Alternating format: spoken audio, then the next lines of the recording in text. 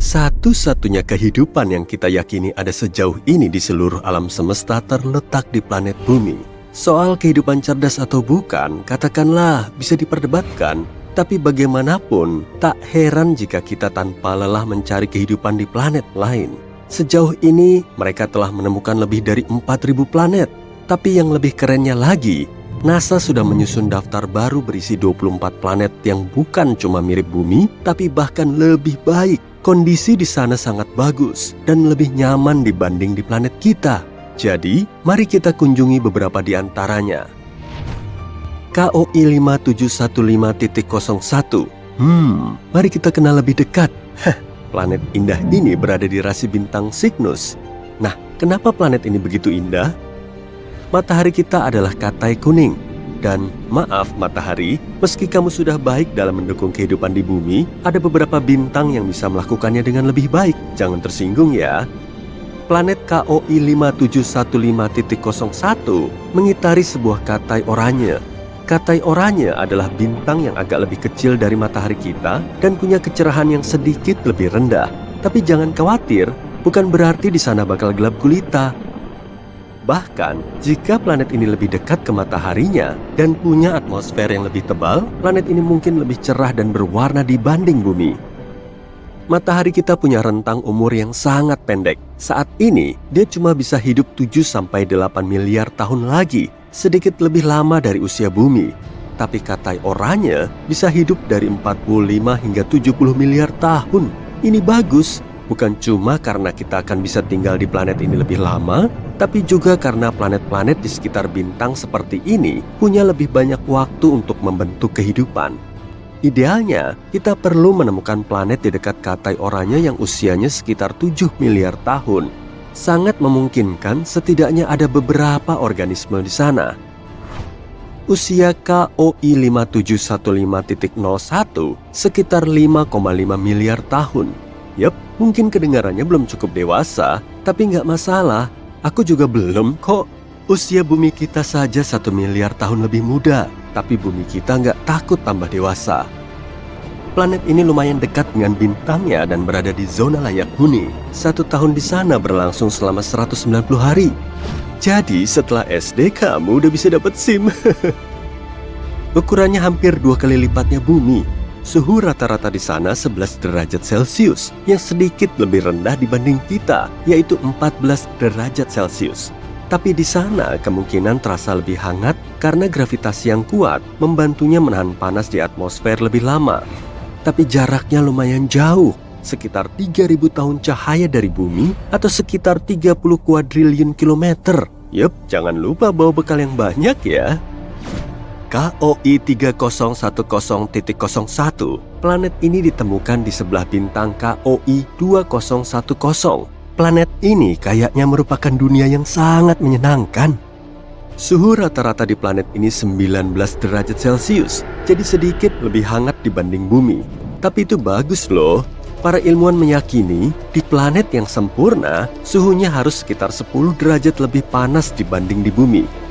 Makin banyak panas yang ada di sana, makin nyaman kita tinggal. Peluang mengembangkan kehidupannya pun juga lebih tinggi. Jari-jari planet ini hampir 1,5 kali lebih besar dari bumi.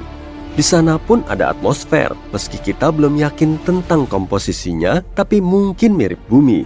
Para ilmuwan berpikir kita bisa menemukan lautan di sana, yang menutupi hingga 60% permukaan planet ini. Keren kan? Di dunia yang sempurna, air dan tanah harus tersebar lebih merata dibanding di bumi. Lebih banyak daratan berarti lebih banyak wilayah dan sumber daya kan? Meski begitu, planet ini sebenarnya mirip banget dengan bumi. Kemiripannya begitu jelas, sehingga para ilmuwan meyakini kita punya peluang 84% untuk menemukan kehidupan di sana. Tentu saja, belum tentu kehidupan berakal ya, tapi kemungkinan ada hewan. Menarik kan? Menurutmu, bentuk mereka bakal gimana? Planet yang sangat mirip bumi, tapi dengan gravitasi yang lebih kuat. Kalau ada manusia yang tinggal di sana, ukurannya mungkin besar, tapi pendek dan punya kaki kecil yang kuat. Kedengarannya imut sekaligus nyeremin. Tapi kita nggak bakal bisa menemukan kebenarannya dalam waktu dekat.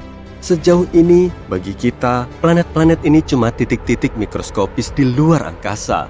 Kita hanya punya beberapa data mentah dan membosankan tentang mereka dan bahkan nggak tahu seperti apa bentuknya. Kita harus menunggu sampai bisa menemukan cara untuk bisa lebih mendekati planet-planet ini. Kepler 186f ini juga salah satu kandidat terbaik planet berpenghuni. Planet yang lumayan mungil ini dijuluki sepupu bumi karena memiliki kemiripan yang tinggi. Tapi kedua planet ini lebih kayak saudara, bukan kembaran. Kepler 186f berputar mengitari Katai Merah. Katai Merah adalah bintang yang bahkan lebih redup dan lebih kecil dibanding Katai Oranye. Ya, rentang usianya juga amat sangat panjang, tapi kecerahannya juga agak rendah. Namun, Kepler 186f lebih dekat ke bintangnya dibanding bumi ke matahari. Jadi, seharusnya nggak terlalu gelap di sana. Ya, setidaknya nggak segelap malam di bumi. Langit di planet ini pasti punya warna merah yang unik, kayak matahari terbenam di bumi. Gimana menurutmu? Apa kamu pengen tinggal di planet dengan pemandangan matahari terbenam abadi? Ukuran planet ini hampir sama dengan bumi. Lumayan, tapi nggak sempurna. Kenapa? Karena planet yang sempurna adalah yang lebih besar dari bumi dan punya gravitasi yang lebih kuat. Kamu mungkin protes, tapi bukannya bakal lebih sulit berjalan di sana dan lebih sulit lagi buat bangun dari kasur pas hari Senin? Iya tentu. Namun, di sisi lain, planet ini akan menarik atmosfer dengan lebih baik. Atmosfer bakal lebih tebal dan padat. Artinya, perlindungan dari objek antariksa yang menakutkan menjadi lebih kuat, lebih banyak oksigen, dan lebih banyak panas. Selain itu, planet yang lebih besar punya lebih banyak lahan untuk dihuni. Keren kan?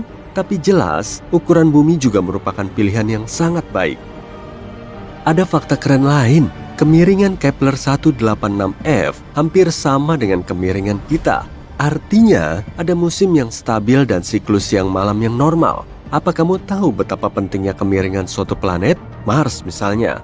Mars sebenarnya juga berada di zona layak huni matahari kita. Tapi kemiringannya sangat tidak stabil.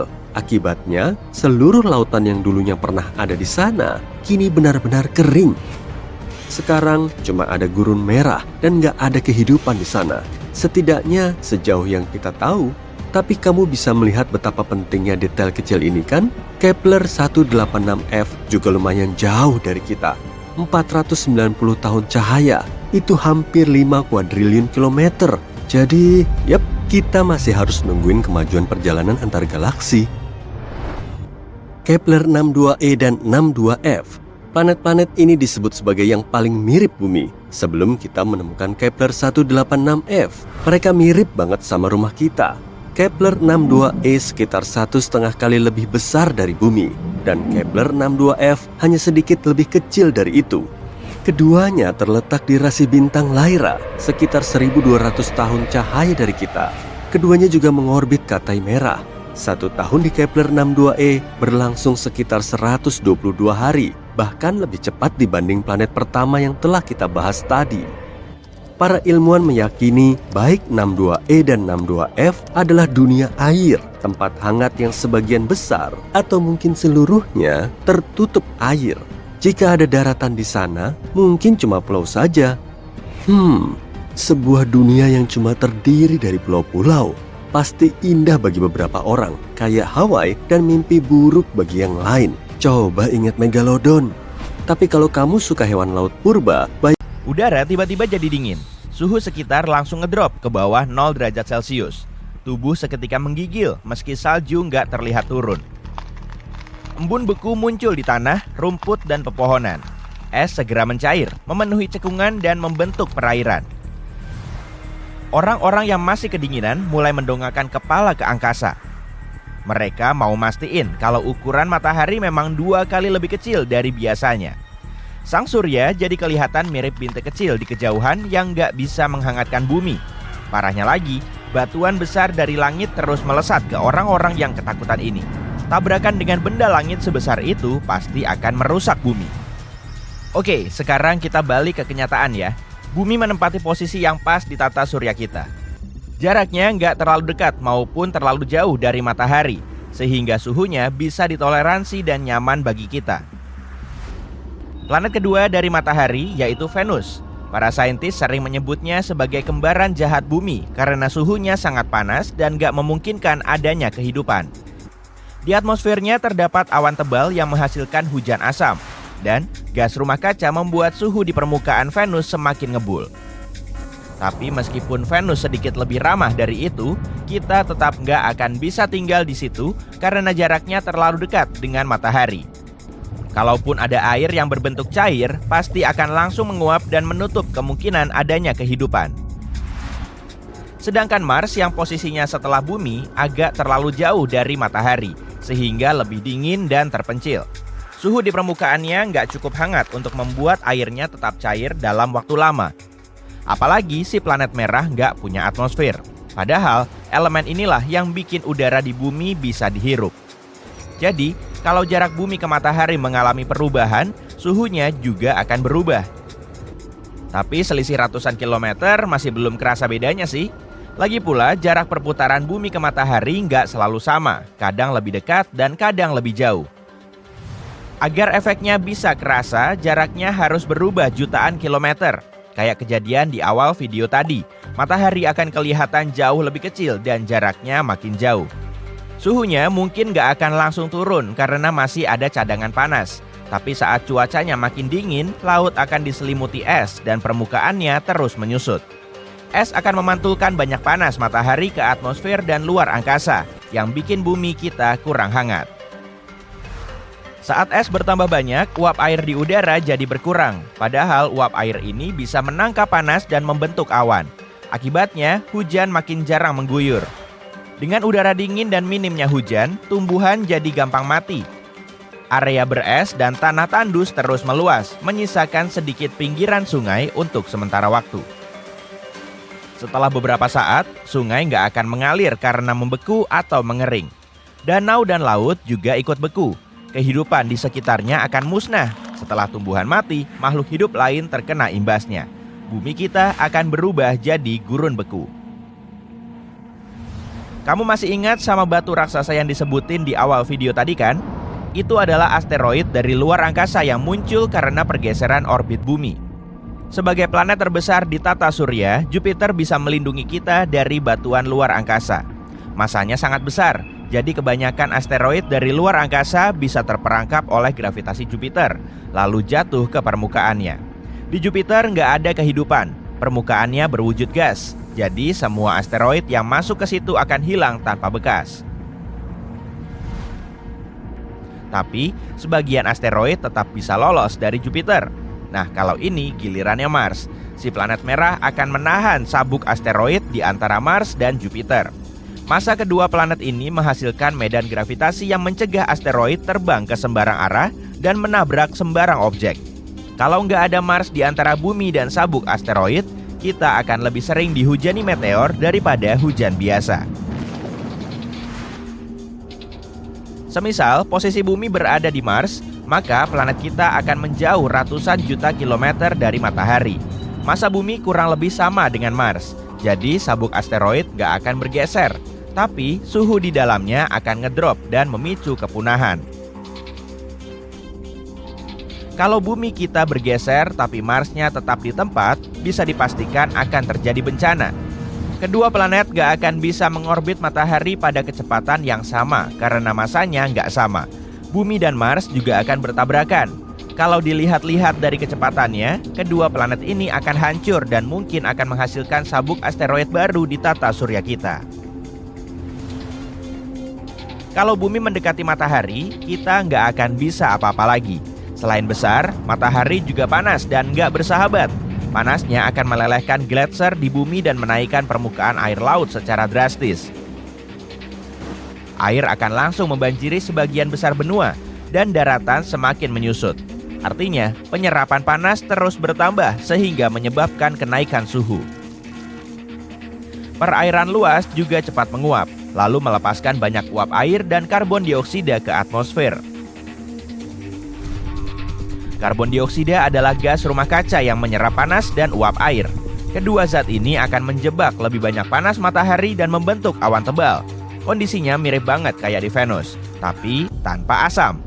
Lapisan awan tebal ini juga bikin planet kita semakin panas.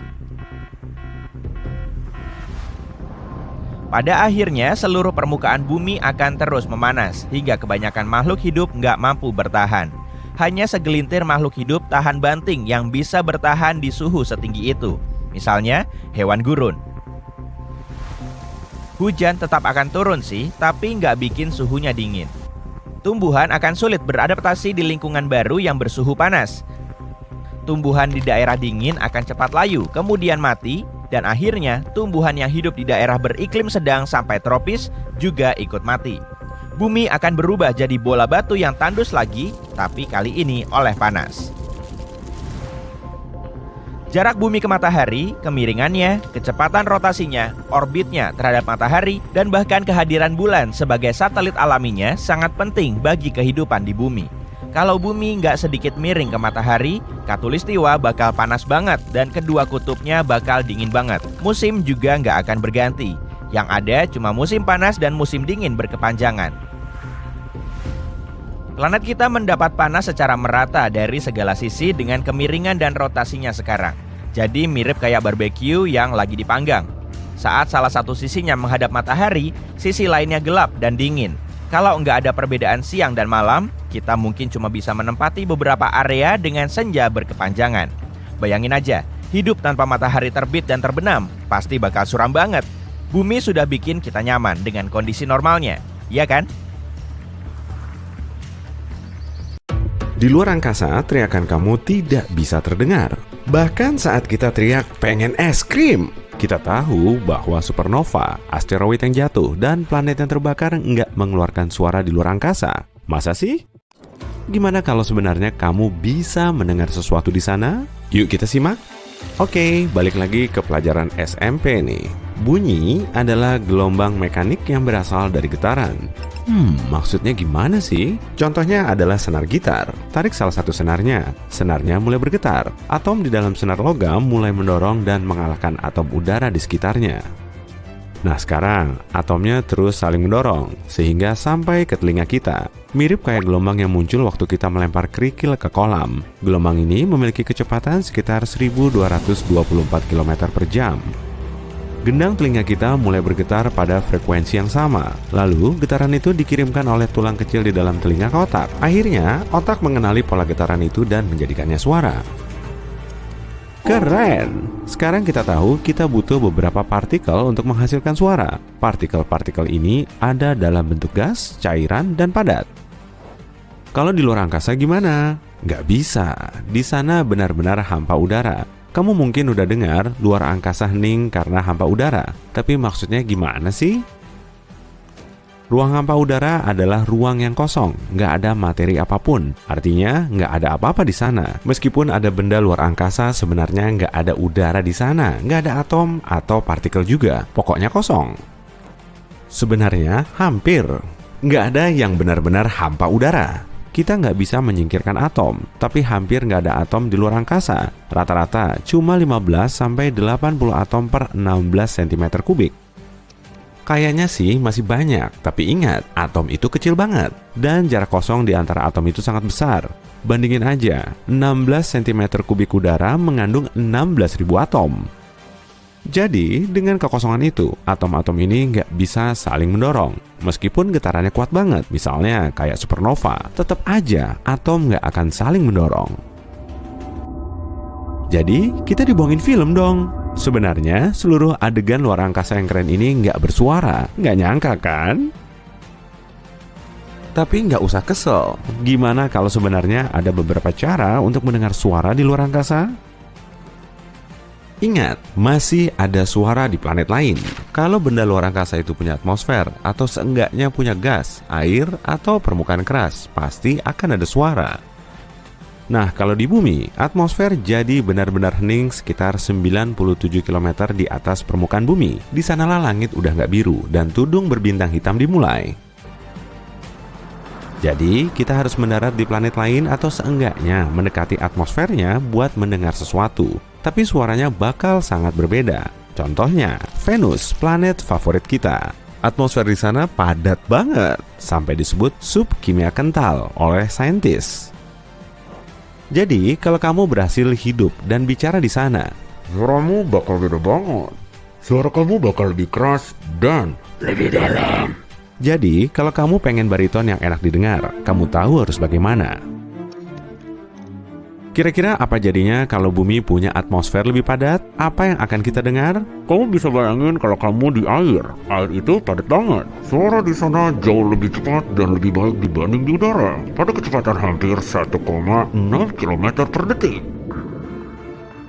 Kalau kamu duduk di ruang kosong tanpa sumber suara, kamu nggak akan dengar apa-apa kan? Coba sekarang celupkan kepala ke air dan cari tahu gimana suara keheningan di sana. Nggak hening sama sekali.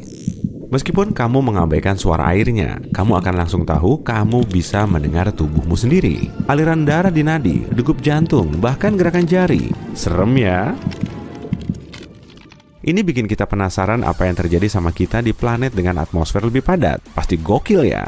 Kita bakal mendengar semuanya, mulai dari hewan yang lari sampai gerakan lempeng tektonik. Mungkin kamu bilang, yang benar aja, di planet lain jelas ada suara. Tapi tadi kamu bilang kita bisa dengar sesuatu di luar angkasa kan? Bener sih, misalnya di awan debu antariksa bisa ditemukan dimanapun di luar angkasa. Mungkin dari sisa bintang atau benda lain. Dan di tempat ini semuanya sedikit lebih padat. Artinya, mungkin ada awan debu yang partikelnya saling berdekatan, dan itu berarti partikel itu bisa menghasilkan suara. Tentu saja, suaranya bakal pelan banget dan merambat pada jarak dekat. Tapi mending daripada nggak ada kan? Oh iya, kita juga udah merekam satu suara luar angkasa asli. Suara itu berasal dari galaksi Perseus yang lokasinya 250 juta tahun cahaya dari kita. NASA merekamnya pada tahun 2003. Suaranya seperti nada B flat, 57 oktav di bawah C di piano. Kamu harus nambahin 6.600 tuts lagi ke kiri, tapi frekuensinya rendah banget sehingga nggak bisa didengar telinga manusia. Tapi selain itu, kita cuma bisa mendengar sesuatu di dalam pesawat antariksa. Lagi pula, ini adalah kantong udara kecil. Di pakaian luar angkasa, kamu juga bisa mendengar, termasuk mendengar pernapasan dan sirkulasi darahmu. Tapi dua astronot yang melayang berdampingan nggak bisa saling mendengar meskipun mereka berdekatan dan berteriak. Lucu juga sih, ceritanya kamu astronot, terus kamu nabrak sesuatu. Kamu mendengarnya sangat keras, tapi temanmu nggak dengar apa-apa. Makanya, astronot menggunakan perangkat radio. Secara teori, kalau kamu bisa melepas pakaian luar angkasa kamu dan bertahan hidup, kamu bakal bisa mendengar obrolan dan suara lain di dalam pesawat antariksa. Kok bisa? Begini, ada udara di dalam pesawat dan itu membuat suara merambat. Suara merambat melalui rangka logam dan melewatinya. Lalu, kalau kamu bersandar di pesawat atau mungkin menyentuhnya dengan siku atau lutut, suaranya akan langsung dikirim ke otak melalui tulang, bukan telinga. Iya, tulang kita menghantarkan suara. Seperti itulah orang tuli mendengarkan musik. Namanya hantaran tulang. Sistem ini digunakan dalam beberapa headphone dan teknologi lain. Kamu bisa coba sendiri, tutup telinga kamu dengan jari. Tutup rapat sampai kamu nggak dengar apa-apa. Lalu coba sentuh sumber suara, apa aja yang bergetar. Misalnya speaker yang lagi muter musik menggunakan beberapa bagian tubuh yang tulangnya dekat dengan kulit. Ini kerennya, kamu bisa mendengar suaranya bukan melalui telinga, tapi langsung di otak. Tapi jangan lakukan percobaan ini di luar angkasa ya. Kamu mungkin udah tahu tentang suara luar angkasa. Di sana kamu bisa mendengar suara matahari atau planet lain. Gimana cara kita merekam suara-suara ini? Gampang aja. Ini satu lagi cara buat mendengar suara di luar angkasa. Gelombang elektromagnetik atau radio. Radio adalah bentuk radiasi elektromagnetik yang sama kayak cahaya. Gelombang ini bisa merambat dalam ruang hampa udara tanpa masalah. Begitulah cara kerja pemancar astronot. Saat astronot bicara pada temannya, gelombang suara berubah jadi gelombang radio sampai ke temannya, lalu diubah lagi menjadi suara. Inilah cara kita mendapatkan suara luar angkasa. Kalau gitu, planet kita sebenarnya berisik banget. Kita mengirim banyak gelombang radio ke alam semesta, semua sinyal radio yang kita dengarkan. Sayang sekali sinyal ini cuma merambat 110 tahun cahaya dari kita. Tapi ada bagusnya, kita nggak mendengar apa-apa di luar angkasa. Bayangin, kalau suara bisa mudah merambat di alam semesta, kita bakal mendengar semuanya, dari suara matahari sampai supernova terdekat.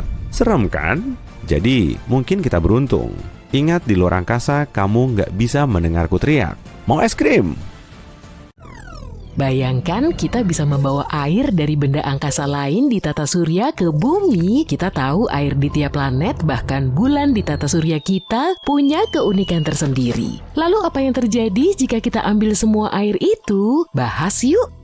Pertama, planet Mars. Planet merah ini mungkin tak punya resor pantai seperti bumi, tapi Mars punya yang istimewa, air yang membeku. Di bagian atas dan bawah Mars terdapat topi es yang mengagumkan yang disebut topi es kutub. Topi utara terbentuk dari air dan karbon dioksida, topi selatan sedikit lebih indah karena sebagian besar terbentuk dari es air. Andai Mars punya beruang kutub sendiri, mereka pasti betah di sana. Di musim dingin, es ini membesar karena banyak materi membeku di permukaannya. Saat musim panas di Mars, es sedikit menyusut karena sebagian es menjadi gas. Jangan lupa air beku yang bersembunyi di dalam tanah. Mars mungkin tampak berbatu dan berdebu, tapi Mars juga punya kantong air beku di bawah permukaannya. Gimana jika kita ambil semua air beku Mars dan dituangkan ke bumi?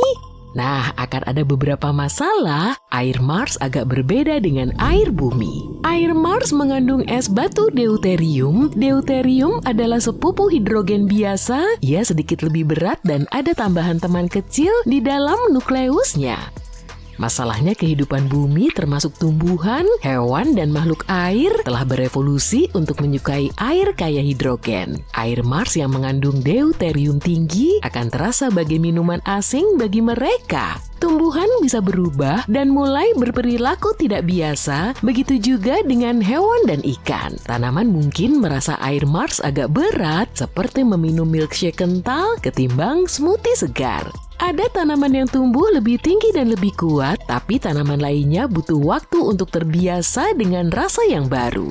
Sedangkan untuk hewan, efeknya lebih misterius. Efeknya akan bervariasi tergantung pada banyak faktor. Mereka mungkin berperilaku lain, makan makanan berbeda dalam jumlah berbeda, jadi kurang atau lebih energik. Air tinggi kadar deuterium bisa mempengaruhi pertumbuhan dan perkembangan hewan, serta membuat mereka rentan terhadap berbagai infeksi dan penyakit. Begitu pula dengan ikan dan kehidupan akuatik, proses metabolisme ikan bisa berubah drastis, mungkin melambat atau kurang efisien. Mereka juga rentan terhadap masalah kesehatan dan ketidakseimbangan. Mungkin seluruh ekosistem harus menyesuaikan diri dengan air baru, sulit dipastikan karena belum pernah diuji, tapi pastinya tidak menyenangkan bagi ikan.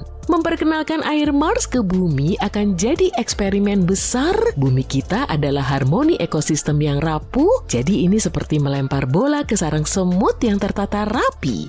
Mars bukan satu-satunya benda langit yang punya air di tata surya. Kita juga menemukannya di bulan-bulan planet, misalnya di Europa, salah satu dari banyak satelit Jupiter.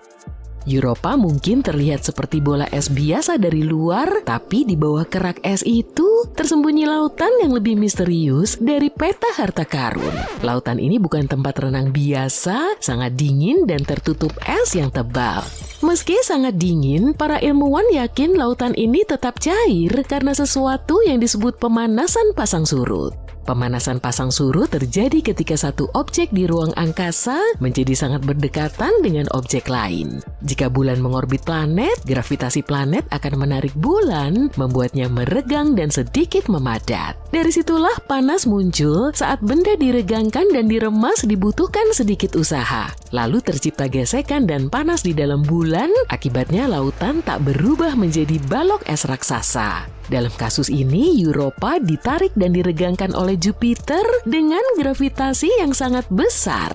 Yang lebih menarik lagi, lautan ini bisa menjadi tempat berkumpulnya kehidupan di luar bumi. Kita tahu ada beberapa bakteri yang tidak peduli dengan suhu yang luar biasa ini. Jika ada air, mungkin ada kehidupan, tapi itu hanya sebuah kemungkinan. Bulan lain dengan lautan dingin adalah Enceladus, satelitnya Saturnus. Bulan kecil ini mengesankan, berlapis es memukau, memantulkan cahaya matahari bagai bola disko luar angkasa. Bayangkan kamu berjalan di Enceladus dan tiba-tiba, wus, uap air menyembur dari tanah seperti air mancur di taman air. Geyser es ini seperti pistol air alam, menyemprotkan air dan kristal es ke angkasa. Beberapa di antaranya membentuk cincin indah di sekeliling Saturnus Saturnus yang disebut cincin E seperti gelang berkilau air beku. Dan kami temukan lebih dari 100 cincin seperti itu di Enceladus. Kamu mungkin bertanya dari mana semua air ini berasal? Sama seperti Europa, di bawah kerak es Enceladus tersembunyi lautan yang dalam. Saking dalamnya kamu bisa menumpuk sejumlah gedung pencakar langit dan tetap tidak akan mencapai dasarnya.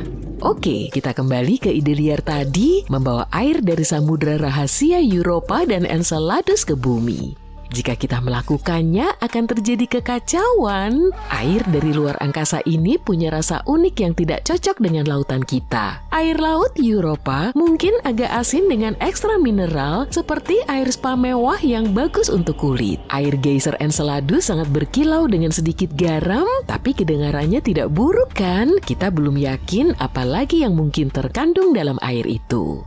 Seperti air Mars, kehidupan laut kita mungkin mulai berdansa dengan bahan baru ini. Beberapa spesies mungkin merasa air baru ini sangat lezat dan berkembang, sementara yang lain mungkin akan kesulitan menyesuaikan diri. Sebelum tahu pasti efeknya, kita perlu mempelajari kedua bulan ini lebih rinci. Tapi semua benda langit ini punya air mirip bumi. Gimana dengan bulan Saturnus lain? Misalnya, Titan.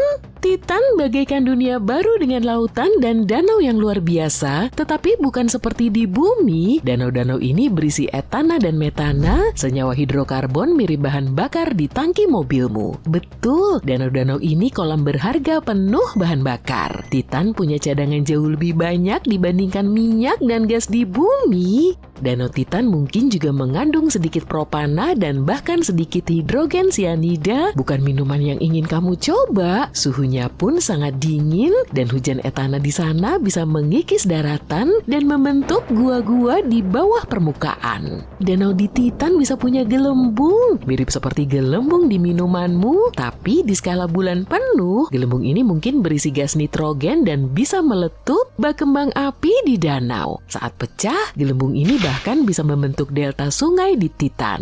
Bayangkan cairan ini jelas bukan yang ingin kita bawa ke bumi. Danau dan lautan kita bisa berubah menjadi kolam hidrokarbon yang eksotis. Bukan riak air biasa, tapi kilau seperti bahan bakar cair. Kita harus menemukan cara untuk beradaptasi dengan lingkungan yang benar-benar asing ini. Hidrokarbon di danau-danau Titan bisa membeku menjadi es di kondisi bumi yang berbeda. Bayangkan bongkahan gunung es mengapung di lautan yang dulu kita kenal. Kapal-kapal kita mungkin perlu dirancang ulang untuk bisa berlayar di antara gunung es ini. Selain itu, hujan di Titan bukan air, anginnya jauh lebih kencang dari yang biasa kita rasakan. Kota, gedung, dan infrastruktur kita akan kesulitan menghadapi kondisi ekstrem ini. Belum lagi fakta bahwa seluruh proses ini akan sangat mengganggu ekosistem kita. Apa yang akan terjadi sulit diprediksi, tapi pasti tidak baik. Bumi telah menyempurnakan campuran airnya selama miliaran tahun. Mengubah campuran itu seperti bermain dengan gunung berapi. Yuk kita hargai dan syukuri bumi kita yang sempurna dengan airnya yang sempurna. Aku bersulang untuk itu.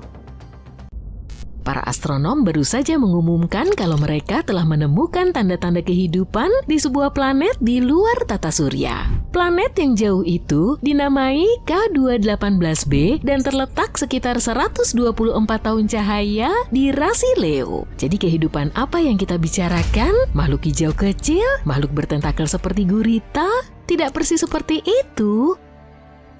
Pertama-tama, yuk kita definisikan apa itu kehidupan. Inilah yang membedakan hewan dan tumbuhan dari materi anorganik seperti kemampuan untuk tumbuh, berkembang biak, dan berubah. Nah, apa yang dibutuhkan untuk mendukung kehidupan?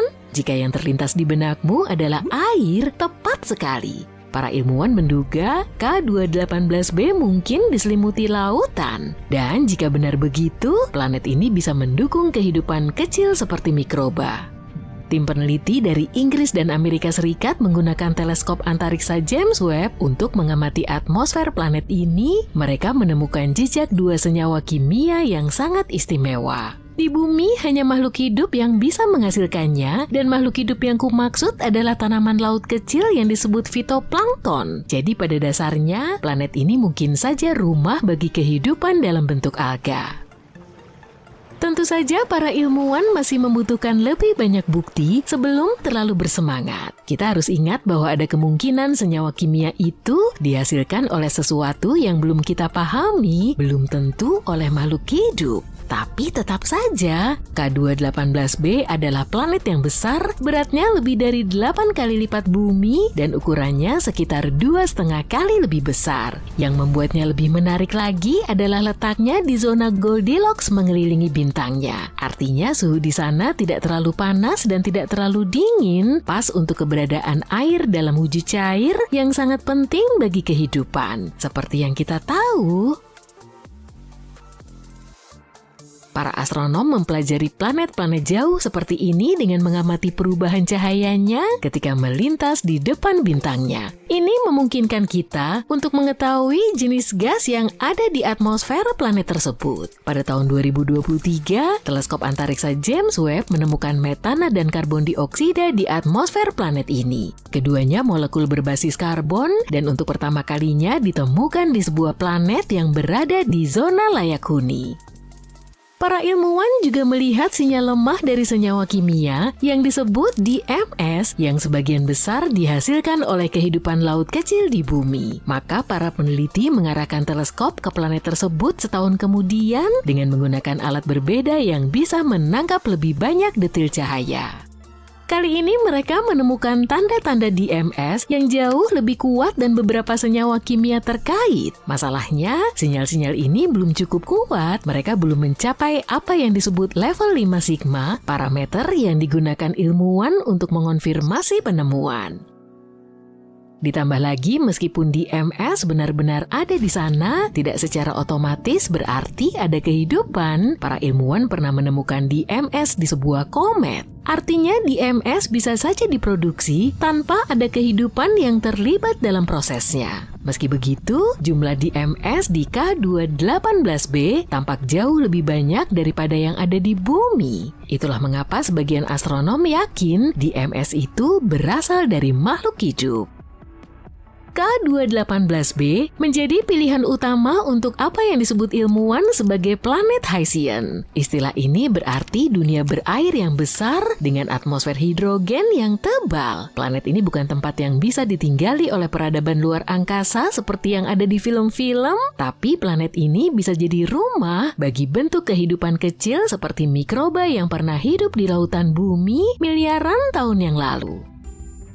Sekali lagi, tidak semua orang setuju jika K218b ramah untuk kehidupan. Sebagian ilmuwan menduga planet seperti ini mungkin terlalu dekat dengan bintangnya untuk bisa mempertahankan air dalam wujud cair. K218b mengorbit bintangnya setiap 33 hari, yang mana cukup cepat dan bisa berarti planet ini terlalu panas. Itulah mengapa sebagian ahli menyatakan kalaupun planet ini memiliki air, airnya mungkin mendidih atau mungkin bukan air, melainkan lautan lava.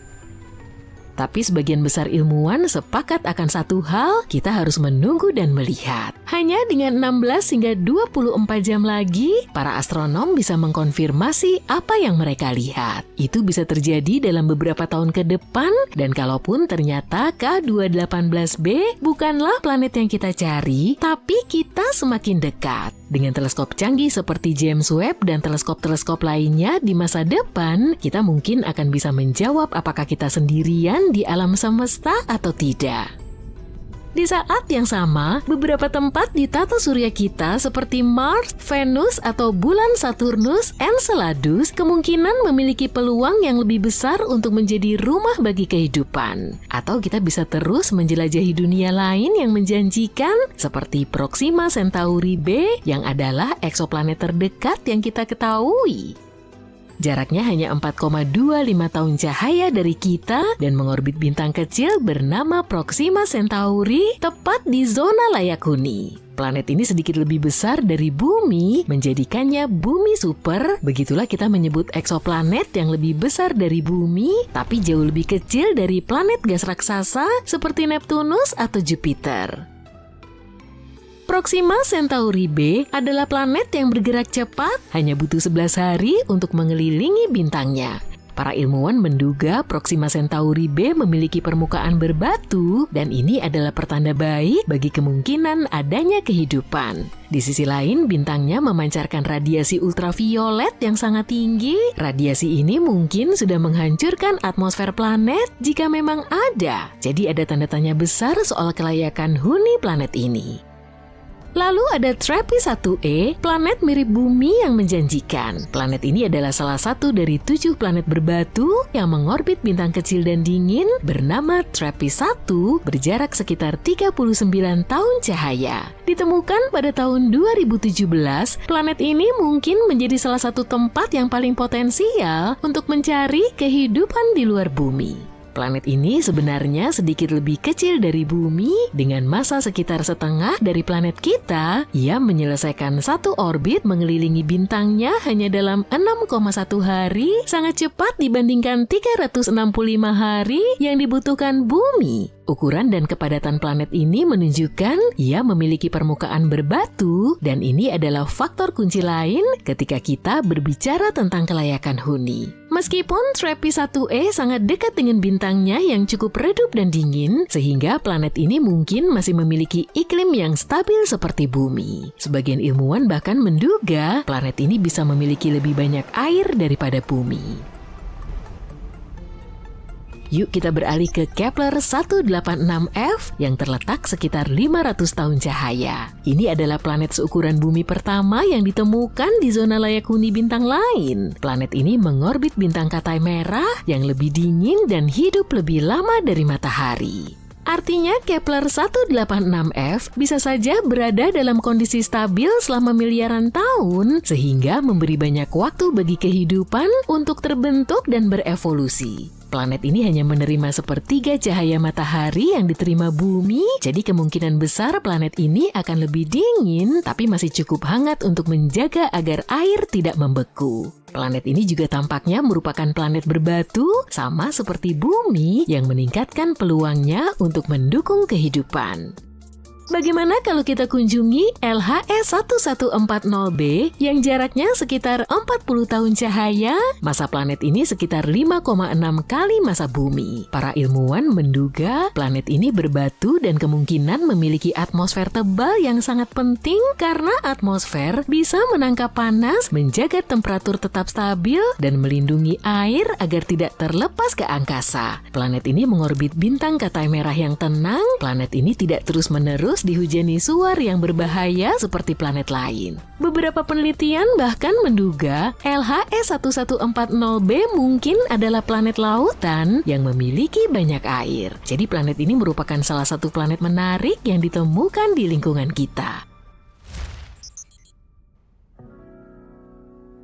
Dan terakhir ada Gliese 12b, para astronom menyebutnya exovenus. Planet ini berada 40 tahun cahaya dari bumi, ia seukuran Venus dan mengorbit bintang Katai merah yang dingin. Planet ini hanya memerlukan kurang dari 13 hari untuk melakukan satu kali orbit. Suhu di planet ini sekitar 42 derajat Celcius, cukup hangat tapi masih oke untuk kehidupan.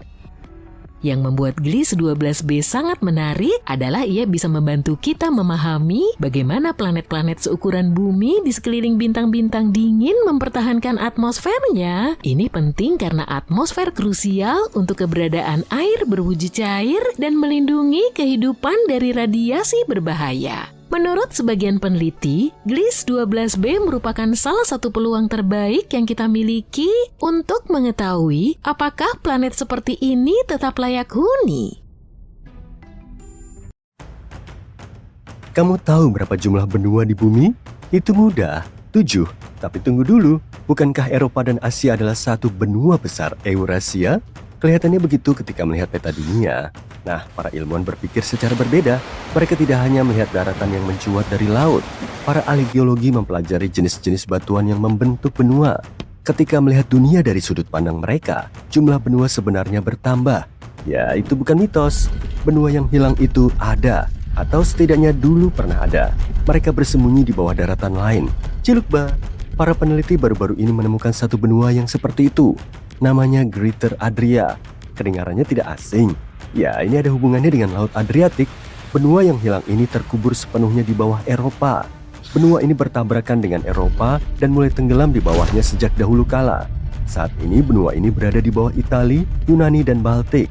Ukuran dan bahkan bentuknya sama dengan Greenland, pulau terbesar di dunia. Tapi bagaimana para ahli ilmu kebumian menemukan Greater Adria? Benua ini tidak lagi terlihat, tapi meninggalkan beberapa petunjuk. Sebagian darinya tertanam di pegunungan Alpen. Bagian lainnya menyatu ke dalam wilayah yang sekarang dikenal sebagai Italia dan Kroasia di seberang Laut Adriatik. Batuan kapur dari benua ini mulai berubah setelah berada di bawah daratan Eropa. Panas dan tekanan yang luar biasa yang menyebar selama puluhan juta tahun mengubah strukturnya. Dari batu kapur terbentuklah marmer. Semua kuil Yunani dan Romawi yang kamu kagumi saat liburan musim panas dibangun menggunakan marmer ini. Ini semacam hadiah perpisahan dari benua yang telah lama hilang. Greater Adria bersembunyi dengan baik selama ribuan tahun, tapi benua-benua lain yang hilang bersembunyi di depan mata. Pernahkah kamu mendengar tentang benua ke-8 bumi? Zealandia? Mungkin belum, karena letaknya di bawah permukaan Samudra Pasifik. 95% wilayah Zealandia sekarang berada di bawah air. Bisakah kamu menebak di mana tepatnya? Namanya jadi petunjuk yang bagus, di bawah Selandia Baru. Jika membuka Google Maps, kamu bisa melihat garis luarnya. Carilah warna biru yang lebih terang di lautan. Itu membentang dari Kaledonia Baru ke Selandia Baru. Tonjolan di dasar samudra ini dulunya berada di atas permukaan laut. Luasnya sekitar 2/3 Australia dan lebih dari 2 kali luas daratan Greater Adria. Kita bisa melihat Zealandia hari ini karena ia belum tenggelam terlalu dalam. Dan itulah cara terbaik untuk menemukan benua-benua lain yang hilang. Bayangkan bumi tanpa lautan, dasar laut tidak datar, ada gunung dan parit. Gunung Everest bisa muat di dalam palung terdalam, dan masih ada 2133 meter di antara gunung itu dan permukaan laut. Palung ini menjadi sangat dalam karena proses geologi yang disebut subduksi. Lempeng Pasifik masuk ke bawah lempeng Filipina. Kerak bumi terbuat dari lempeng-lempeng yang mengapung di lautan batuan cair. Kemudian mereka saling bertabrakan, yang satu turun sementara yang lain naik. Itulah bagaimana Greater Adria berakhir di bawah benua Eropa. Planet kita terus bergerak. Kita tidak menyadari proses ini karena terjadi jauh di bawah kaki kita. 120 juta tahun yang lalu, Australia dan Antartika adalah satu daratan yang menyatu. Ya, tempat terdingin dan salah satu tempat terpanas di bumi dulunya adalah satu wilayah yang sama. Antartika mengucapkan selamat tinggal pada Australia, tapi tidak pergi dengan tangan hampa. Saat ini ada plato samudra di Samudra Hindia. Kata plato berasal dari bahasa Prancis yang berarti tanah datar yang tinggi. Dan nama tempat ini terdengar seperti judul film Hollywood, Broken Ridge. Dulu tempat ini terhubung dengan benua lain yang hilang. Para ilmuwan percaya bahwa daratan ini merupakan jembatan darat antara India dan Antartika. Seperti apakah daratan ini? Jawabannya mungkin terletak di kepulauan kecil di Samudra Hindia bagian selatan. Pulau-pulau ini adalah yang tersisa dari daratan kuno. Di sana beriklim dingin. Pulau-pulau ini memiliki gletser karena letaknya yang sangat dekat dengan Antartika. Namun di masa lalu, iklimnya pasti sedang dengan curah hujan yang tinggi. Hewan dan tumbuhan pasti mirip dengan yang kita temukan di daerah tropis saat ini. Lanskap benua yang hilang itu mungkin mirip dengan Selandia Baru. Mumpung sedang membahas daerah ini, bisakah kamu menebak di benua mana negara Pulau Madagaskar berada? Jika menebak Afrika, maaf, kamu salah. Hei, jangan bersedih. Lihatlah ke atas dan ke kanan pada peta. Jawaban yang benar adalah India. Sekitar 120 juta tahun lalu, aku belum lahir saat itu, India memisahkan diri dari benua Afrika dan bergerak ke arah timur laut. Madagaskar tidak cukup cepat dan berakhir sebagai sebuah pulau di lepas pantai tenggara Afrika. Namun ada bukti adanya daratan yang lebih besar lagi, yaitu benua Mauritius yang hilang. Para ilmuwan menemukan jejak-jejak daratan kuno di bawah pulau Mauritius. Saat ini, pulau ini menjadi tempat wisata. Tapi jutaan tahun lalu, pulau ini merupakan tempat yang sangat panas. Ada banyak gunung berapi. Begitulah cara para ilmuwan menelusuri kembali jejak Mauritius. Mereka menemukan mineral yang ada di bebatuan yang dimuntahkan lava setelah letusan. Tanah yang telah lama hilang itu pernah menutupi area dari Mauritius hingga pantai barat India. Bayangkan jika daratan tersebut masih ada saat ini, itu akan membentuk perpaduan budaya India dan Afrika. Hidangan lokalnya pasti penuh rempah. Berbicara tentang rempah, sudah mencicipi makanan Indonesia baru-baru ini? Hanya 50.000 tahun yang lalu Asia Tenggara terlihat jauh berbeda. Tidak ada Sumatera, Kalimantan, Jawa, atau bahkan Australia. Hanya ada Sunda dan Sahul, dua masa benua yang dipisahkan oleh parit air yang dalam. Ada perpanjangan daratan Asia Tenggara di satu sisi dan Australia besar di sisi lainnya. Saat itu, Bali ada di ujung paling selatan Asia. Para ahli biologi, termasuk ilmuwan pertama yang menyadari adanya perpecahan tersebut. Spesies berkembang secara berbeda di Sunda dan Sahul. Itulah kenapa Australia memiliki hewan-hewan unik seperti kanguru, wombat, dan platypus. Dan tahukah kamu bahwa kanguru raksasa pernah berkeliaran di Pulau Nugini? Hal ini dikarenakan hingga akhir zaman terakhir, terdapat jembatan darat yang menghubungkan kedua pulau tersebut dengan Australia. Saat ini kedua pulau itu dipisahkan oleh Selat Torres. Tapi ini cukup dangkal, kurang dari 20 meter. Jadi sebuah pengingat bahwa dulunya ini adalah satu daratan yang disebut Sahul. Selat lain yang tidak terlalu dalam memisahkan Asia dari Amerika Utara. Selat Bering saat ini berada di Beringia. Daratan kuno ini tidak terlalu besar. Ia membentang 1000 mil dari utara ke selatan, hanya sepertiga jarak tempuh dari Los Angeles ke New York. Beringia penting karena alasan lain. Selama zaman es, Beringia menghubungkan seluruh dunia. Ketinggian air saat itu 90 meter lebih rendah dari sekarang. Jika lebih rendah lagi, kamu bisa berjalan kaki dari Tanjung Harapan di Afrika sampai ke Tanjung Horn di Amerika Selatan. Ini bisa jadi rute backpacking terbaik. Saat ini kamu bisa naik pesawat terbang ke hampir semua tempat di dunia. Dunia tidak pernah tampak sekecil ini, bukan? Tidak juga. Sekitar 300 hingga 200 juta tahun lalu, kita semua adalah satu secara harfiah. Pangea adalah sebuah benua super yang mencakup semua benua. Namanya berasal dari bahasa Yunani dan artinya adalah seluruh bumi. Namun Pangea mulai retak. Celah terbesar terbentuk di antara benua Amerika di satu sisi dan Eropa serta Afrika di sisi lain. Air laut mulai mengalir masuk dan begitulah Samudra Atlantik terbentuk. Proses ini sama sekali belum berakhir. Saat kamu menonton video ini, Amerika Utara semakin menjauh dari Eropa dengan kecepatan 2,5 cm per tahun. Tampaknya tidak banyak jika dibandingkan dengan rata-rata umur manusia. Namun pada akhirnya, semua benua akan terhubung kembali satu sama lain, membentuk sebuah benua super. Dan ini bukan pertama kalinya dalam sejarah bumi. Sejujurnya, aku tidak ingin menunggu untuk itu. Jujur saja, kamu mungkin berpikir bahwa medan magnet bumi disebabkan oleh sebuah bola besar besi padat di tengah-tengah planet ini, bukan? Ya, maksudku inti bagian dalam. Tapi masalahnya di dalam inti bagian dalam, suhunya sangat tinggi sehingga daya tarik besi itu sendiri berubah. Setelah suhu tersebut, yang disebut titik Curie, tercapai, atom-atom tidak bisa lagi menyelaraskan diri dengan titik magnet. Jadi pada kenyataannya, medan magnet bumi diciptakan oleh inti luar yang berputar-putar. Dan daya tarik di sana lebih dari 50 kali lebih besar daripada yang ada di permukaan. Besi cair di inti luar menghantarkan listrik dengan sempurna, yang membantunya menciptakan arus listrik yang menggerakkan medan magnet. Tanpa itu, planet kita tidak akan bisa mempertahankan atmosfernya. Akibatnya, kita akan kehilangan perlindungan utama dari radiasi luar angkasa yang sangat berbahaya. Tapi bukan inti luar yang mengejutkan kita belum lama ini. Para ilmuwan mengatakan bahwa inti dalam bumi kemungkinan besar telah berhenti berotasi relatif terhadap mantel dan permukaan planet. Yang lebih menarik lagi, ia bahkan bisa berputar terbalik. Tapi mari kita lihat lebih jauh. Bumi terbentuk dari kerak, mantel, serta inti luar dan inti dalam. Inti bagian dalam yang padat berada di sekitar 5.150 km di bawah kerak. Inti dalam ini dipisahkan dari mantel semi padat oleh inti luar yang cair. Ya, yang karenanya kita memiliki medan magnet. Dan karena inti luar ini berbentuk cair, maka inti dalam bisa berotasi dengan kecepatan yang berbeda dengan kecepatan rotasi planet kita. Inti bumi memiliki radius 3.540 km dan hampir sebesar Mars. Sebagian besar terdiri dari besi dan nikel dan membentuk sekitar sepertiga massa bumi.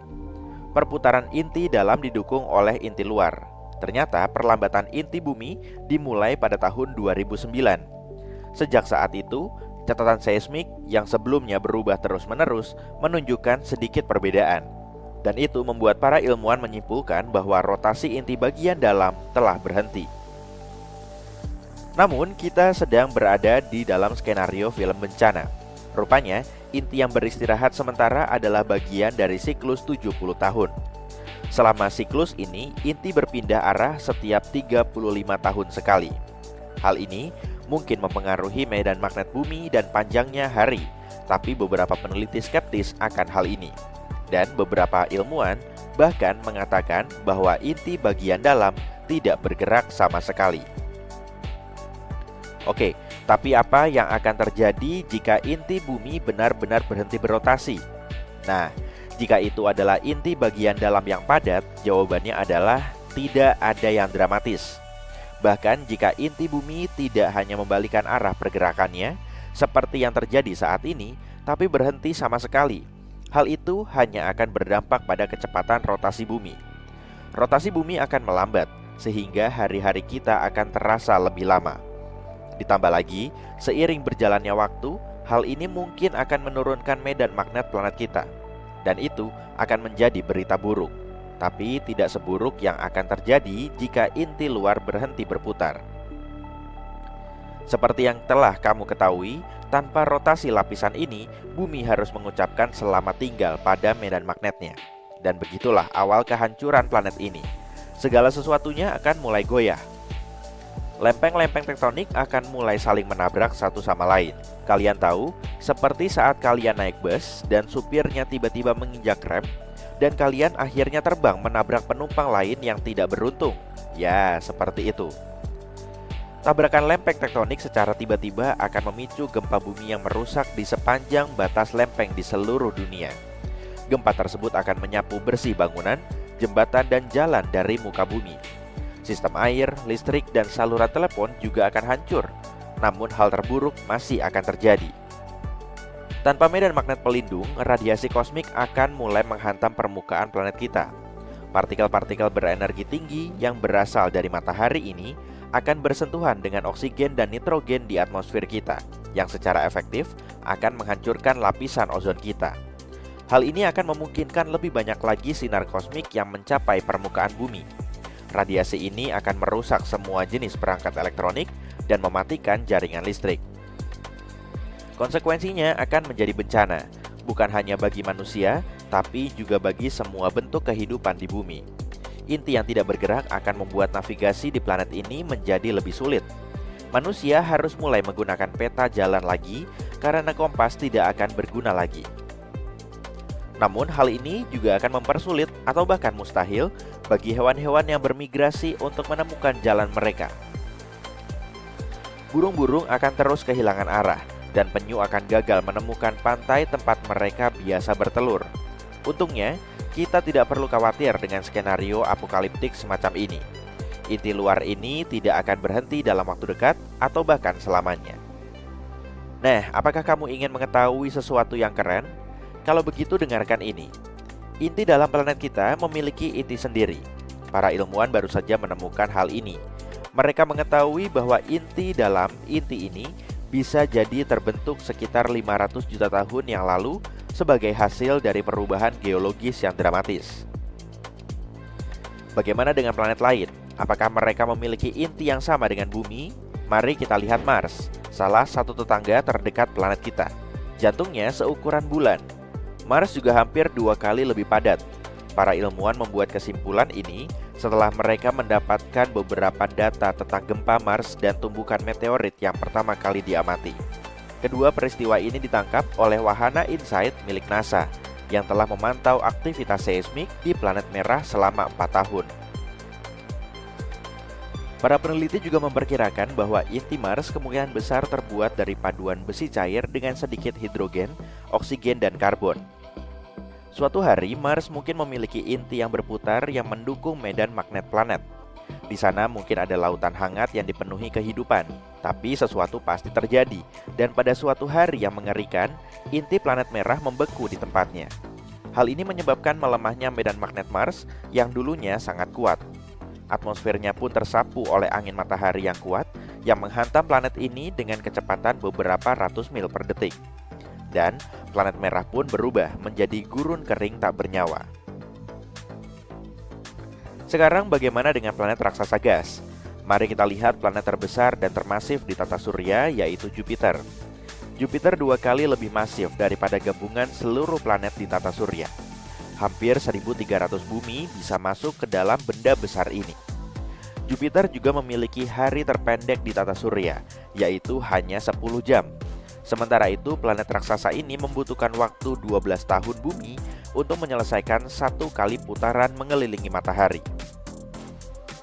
Jupiter kemungkinan besar muncul pada saat yang sama ketika seluruh sistem bintang kita terbentuk, yaitu sekitar 4,5 miliar tahun yang lalu. Mungkin hal yang paling keren dari planet raksasa gas ini adalah ia memiliki bahan-bahan yang sama dengan bintang. Tapi sayangnya, atau haruskah kukatakan untungnya, planet ini belum cukup masif untuk menyala. Para ilmuwan tidak tahu pasti seperti apa inti Jupiter. Menurut sebagian besar teori, planet raksasa gas ini memiliki inti yang padat dan terdiri dari elemen-elemen berat. Selama pembentukannya, inti Jupiter mungkin merupakan kumpulan puing-puing, materi es, dan benda-benda kecil lainnya, seperti komet dan asteroid yang melesat di sekelilingnya. Berkat gravitasi bersama, potongan-potongan materi ini menggumpal bersama, membentuk bongkahan-bongkahan yang lebih besar yang kemudian berubah menjadi inti Jupiter. Pada satu titik, inti Jupiter menjadi cukup masif untuk mulai menarik hidrogen dan helium. Semakin banyak gas yang terakumulasi di sekitar inti, sampai akhirnya terbentuklah Jupiter yang kita kenal sekarang. Ada juga kemungkinan Jupiter tidak memiliki inti sama sekali, atau mungkin saja pernah ada, tapi sejak saat itu, inti Jupiter terkikis habis. Mudah-mudahan kita akan segera mengetahui jawaban dari pertanyaan-pertanyaan ini, karena Juno, wahana antariksa NASA, sedang mengorbit Jupiter dan mengumpulkan data tentang medan gravitasi dan magnetiknya. Jadi, bagaimana dengan medan magnet raksasa gas? Kamu mungkin bertanya, apakah itu ada? Oh, jangan khawatir. Jupiter dikelilingi oleh medan magnet yang sangat besar yang disebut magnetosfer. Gerhana matahari sangat menakjubkan untuk disaksikan karena bulan dan matahari tampak tumpang tindih dengan sempurna di langit kita. Meskipun matahari jauh lebih besar, sekitar 400 kali lipat. Masalahnya, bulan juga 400 kali lebih dekat ke planet kita sehingga ukurannya terlihat sama bagi kita. Sayangnya pada suatu saat dalam sejarah planet kita, gerhana matahari tidak akan terjadi lagi. Bulan sebenarnya bergerak menjauh dari bumi, bergeser sekitar 4 cm setiap tahunnya. Karena pergerakan ini, bulan tidak akan lagi sepenuhnya menghalangi matahari. Para ahli di NASA kemudian menghitung kapan gerhana matahari terakhir akan terjadi. Mereka mengatakan bahwa itu masih akan memakan waktu sekitar 600 juta tahun lagi. Jadi bisa dikatakan tidak ada satupun dari kita yang akan berada di sini untuk melihatnya.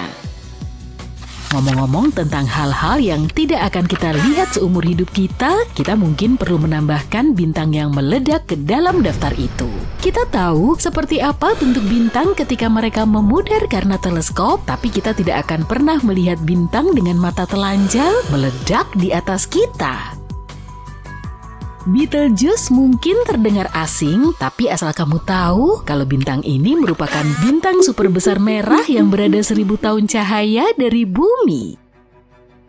Yang istimewa dari bintang ini adalah ia bisa saja meledak dan menampilkan pemandangan yang belum pernah dilihat dari bumi. Bintang ini selalu menjadi misteri kapan ia akan meledak. Yang kita tahu, Betelgeuse sedang berada di tahap akhir pembakaran karbon inti dan fase pembakaran karbon ini biasanya berlangsung sekitar 1000 tahun. Perubahannya, kita tidak akan melihat bintang-bintang yang runtuh dalam waktu dekat, tapi karena peristiwa ini kemungkinan besar tidak berbahaya bagi planet kita, maka peristiwa ini akan menjadi sesuatu yang menarik untuk dinanti-nantikan oleh generasi mendatang. Selain itu, jika kamu penasaran untuk melihat Betelgeuse di langit malam, biasanya terlihat pada malam hari di bulan Januari dan Februari, dan pada awal Agustus, kamu bisa melihatnya sebelum matahari terbit. Bintang ini memiliki rona oranye merah yang unik, sempurna untuk menunjukkan kepada mereka yang skeptis bahwa bintang memang memiliki warna. Planet kita juga akan mengalami banyak perubahan di masa depan. Jika kita bisa melakukan perjalanan jutaan tahun ke depan, kita mungkin tidak akan mengenali peta planet kita sama sekali. Saat ini bumi memiliki 7 benua, tapi tidak selalu seperti itu dan kemungkinan besar akan berubah di masa depan. Sekitar 310 juta tahun yang lalu, bumi memiliki sebuah benua besar yang disebut Pangaea. Sekitar 180 juta tahun yang lalu, bumi mulai pecah dan sekarang para ilmuwan berpikir bahwa dalam 200 juta tahun ke depan, kita mungkin akan melihat benua besar lainnya terbentuk. Bahkan kita mungkin berada di tengah-tengah pembentukan benua super ini. Ada 4 skenario utama tentang bagaimana daratan baru ini bisa terbentuk, masing-masing dengan twistnya sendiri. Semuanya terkait dengan bagaimana Pangaea terpecah dan bagaimana benua-benua kita masih terus bergerak. Hari-hari kita, siklus 24 jam yang kita jalani, perlahan-lahan juga semakin panjang. Perubahan yang terjadi secara perlahan ini pada akhirnya akan mengarah pada hari-hari yang panjangnya 25 jam. Inilah alasan mengapa hal itu terjadi. Rotasi bumi, perputaran yang kita lakukan setiap hari, menjadi sedikit lebih lambat setiap tahunnya, dan itu semua berkat bulan. Itu karena satelit kita ini mencuri sebagian energi bumi. Kita tahu hal ini terjadi karena adanya sebuah alat canggih yang disebut Laser Ranging Retroreflector. Alat ini menembakkan sinar laser ke bulan dan ketika sinar itu memantul kembali ke bumi, butuh waktu sedikit lebih lama untuk kembali. Penundaan kecil ini merupakan petunjuk bahwa hari-hari kita semakin panjang. Jadi, berapa lama lagi sampai kita bisa mendapatkan 1 jam ekstra setiap hari untuk menyelesaikan daftar tugas kita? Nah, para ahli di NASA telah melakukan perhitungan selama 1 abad terakhir, hari-hari kita bertambah panjang sekitar 1,4 milidetik. Jika kita memperkecil dan melihat 2000 tahun terakhir dengan menggunakan catatan sejarah gerhana matahari, hari kita telah memanjang rata-rata 2,5 milidetik setiap abadnya. Di samping perhitungan yang membosankan, kita akan membutuhkan sekitar 50.000 tahun untuk menambahkan 1 detik ekstra pada hari kita. Itu berarti dibutuhkan 180 juta tahun agar 1 hari di bumi memiliki 25 jam. Tentu saja jika tidak ada hal lain yang terjadi dengan rotasi planet kita selama itu. Bima Sakti dan salah satu tetangga terdekatnya, Andromeda, berencana untuk bergabung di suatu tempat di masa depan. Kita tidak akan berada di sini untuk mengalami interaksi ini, tapi mungkin tidak akan terasa banyak perubahan dari bumi. Tabrakan galaksi mungkin tampak tidak biasa, terutama karena kita tahu alam semesta mengembang. Jika galaksi-galaksi bergerak semakin menjauh, mengapa mereka masih bisa bertemu satu sama lain? Galaksi-galaksi yang dekat tidak melayang-layang begitu saja, mereka saling mempengaruhi satu sama lain berkat gravitasi. Itulah alasan mengapa Bima Sakti dan Andromeda bergerak mendekat dengan kecepatan sekitar 300 km per detik. Kalau kita menghitungnya, berarti tabrakan keduanya baru akan terjadi 4,5 miliar tahun lagi. Dan kemungkinan besar keduanya akan berpapasan secara perlahan tanpa ada perubahan yang bisa dirasakan dari dalam tata surya. Akan tiba saatnya di masa depan ketika cincin es Saturnus yang menakjubkan itu tidak akan ada lagi, setidaknya menurut penelitian terbaru. Misi Cassini milik NASA yang menghabiskan waktunya mengorbit Saturnus antara tahun 2004 hingga 2017 telah mengumpulkan sejumlah informasi baru mengenai cincin-cincin tersebut dan kapan cincin-cincin itu akan menghilang. Para ilmuwan telah lama memperdebatkan berapa usia cincin Saturnus. Sebagian orang mengira bahwa bintang-bintang itu pasti masih sangat muda karena masih sangat terang dan dingin. Mereka mengira bahwa selama miliaran tahun, cincin-cincin itu pasti sudah aus dan menjadi gelap akibat semua benda angkasa yang menabraknya. Bahkan ada kemungkinan cincin-cincin ini masih terbentuk ketika dinosaurus masih berkeliaran di bumi. Ketika benda-benda asing menyelinap masuk ke dalam cincin, benda-benda itu mendorong materi dari lingkaran terdalam menuju Saturnus dengan kecepatan yang cukup tinggi.